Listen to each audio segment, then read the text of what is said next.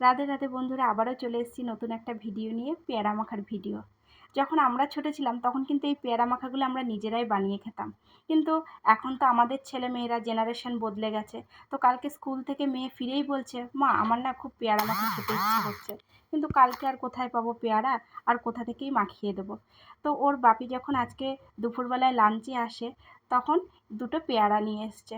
নিয়ে এসে বলছে, দেখো তোমাদের জন্য একটা সারপ্রাইজ আছে। তাকিয়ে দেখি দুটো পেয়ারা।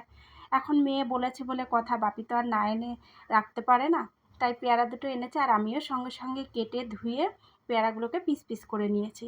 এরপর এর ভেতরে একটা মশলা অ্যাড করলাম। সেই মশলাটা হলো আমার শাশুড়ি পাঠিয়েছে বাড়ি থেকে, সিক্রেট মশলা। আমার মেয়ে মাঝে মধ্যেই মাখা খেতে ভালোবাসে, তো ছোট মানুষ, ভালো লাগে, তাই সেটা দিলাম। তারপরে একটুখানি টমেটো কেচাপ দিয়ে দিলাম। তারপর একটুখানি আমি এর মধ্যে লেবুর রসও দিয়ে দিলাম।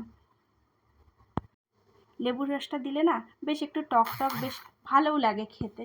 মাখা খাবো বললেই তো আর হলো না, কত জিনিসের প্রয়োজন, কিন্তু সব জিনিস তো আর এখানে পাওয়া যায় না।